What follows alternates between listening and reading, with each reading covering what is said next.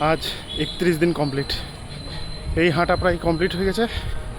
এবার PTR exercises করব, তখন দেখা হবে। চল। নমস্কার, আপনাদের স্বাগত জানাই আরেকটি নতুন পাঠে। অবচেতন যা দ্বারা প্রভাবিত তাই প্রকাশ করে। আমেরিকান মনোবিজ্ঞানজনক উইলিয়াম জেমস বলেছেন, পৃথিবীকে নাড়ানোর ক্ষমতা অবচেতন মনের আছে। আপনার অবচেতন মন হলো অসীম প্রজ্ঞা ও সীমাহীন জ্ঞানের সমষ্টি। আপনি আপনার অবচেতন মনের ওপর যা কিছুর চাপ ফেলবেন, পরবর্তীতে তা বাস্তব রূপ গ্রহণ করবেই। এটাই রহস্য, এটাই জীবনের নীতি। তাই আপনি অবশ্যই এমন কিছু ছাপ ফেলুন যাতে সঠিক চিন্তাভাবনা রয়েছে, গঠনমূলক ভাব রয়েছে।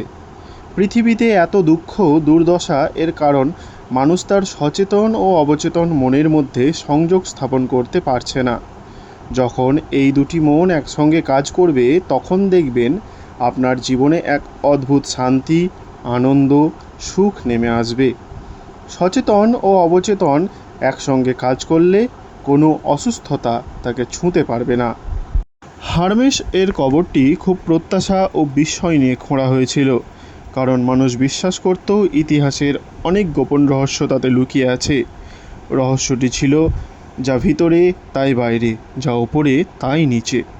মোজেস, ঈশা, যিশু, বুদ্ধ, জরথ্রুস্ট, লাও ত্সে প্রভৃতি বিভিন্ন যুগের মহাপুরুষেরাও একই সত্য প্রচার করেছেন।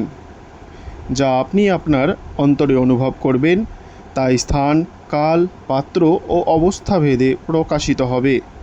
যাহা স্বর্গে অর্থাৎ আপনার নিজের মনে, তাহাই মর্তে অর্থাৎ আপনার শরীর ও পারিপার্শ্বিক পরিবেশে। এটিই জীবনের মহান সত্য।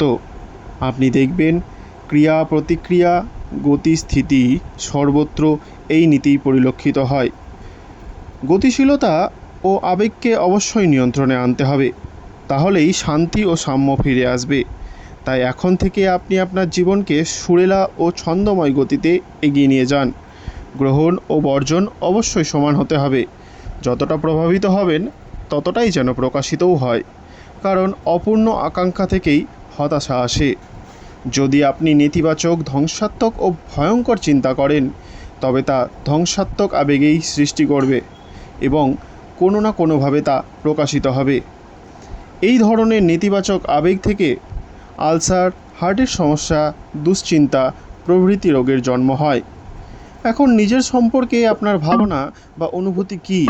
আপনার অবস্থাই আপনার ভাবনাকে প্রকাশ করে। নিজের সম্পর্কে আপনার ভাবনা প্রতিফলিত হয় আপনার শরীর, অর্থনৈতিক অবস্থা, বন্ধুবান্ধব, সামাজিক অবস্থা ইত্যাদির মাধ্যমে।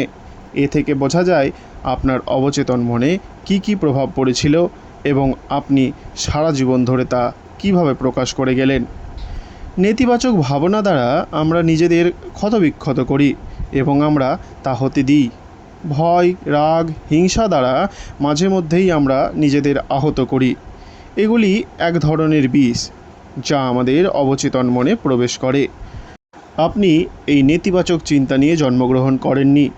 আপনার অবচেতন মনকে জীবনদায়ী চিন্তারূপ খাবার দিন এবং নেতিবাচক চিন্তাগুলিকে ঝেড়ে ফেলুন। আপনি যদি নিয়মিত এইসব করেন, দেখবেন আপনার অতীত ধুয়ে মুছে পরিষ্কার হয়ে গেছে। অবচেতনের শক্তিতে চামড়ার ক্যান্সারও সারে। ব্যক্তিগতভাবে আরোগ্য লাভ করলে তা হয় অবচেতন মনের রোগ সারানোর ক্ষমতার সবচেয়ে বিশ্বস্ত প্রমাণ। 40 বছরেরও আগে প্রার্থনার মাধ্যমে আমি একটি চামড়ার ক্যান্সার সারিয়ে তুলেছিলাম।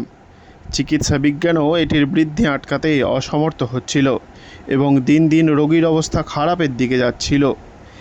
এই সময় একজন ধর্মযাজক তার গভীর মনস্তাত্ত্বিক জ্ঞান দ্বারা আমাকে 139তম বাণীটির মর্মার্থ বোঝালেন, যেখানে বলা হয়েছে, বইটিতে আমরা সকল শিষ্যের লেখা ধারাবাহিকভাবে প্রতিফলিত হয়েছে, যদিও সেখানে তাদের কোনো উল্লেখ ছিল না। তিনি আমাদের অবচেতন মনকে বইয়ের সঙ্গে তুলনা করলেন। অবচেতন মনই এই দেহ নির্মাণ করেছে, এটি তা পুনর্নির্মাণও করতে পারে। এর মধ্যে যে প্রকৃত বৈশিষ্ট্য রয়েছে, তা দ্বারা আরোগ্য বিধানও করতে পারে।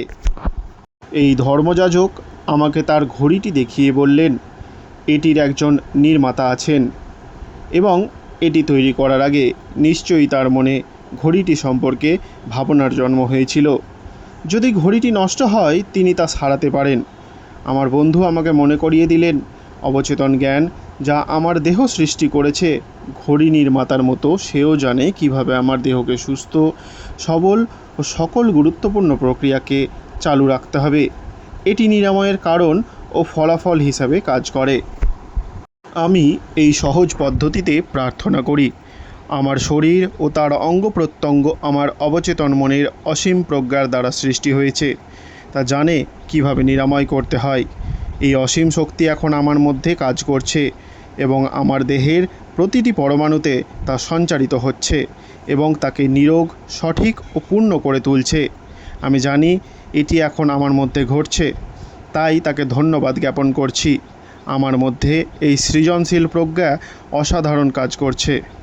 আমি দিনে 2-3 বার 5 মিনিট করে এই সহজ সরল প্রার্থনা উচ্চস্বরে উচ্চারণ করি। মাস 3 পর দেখা গেল আমার চামড়া একদম ঠিক হয়ে গিয়েছে। আপনি দেখলেন আমি যা করেছি তা হলো সম্পূর্ণতা, সৌন্দর্য ও উৎকর্ষের জীবনদায়ী নকশা আমার অবচেতন মনকে দিয়েছি। কোনো নেতিবাচক ছবি মনে স্থান দিইনি।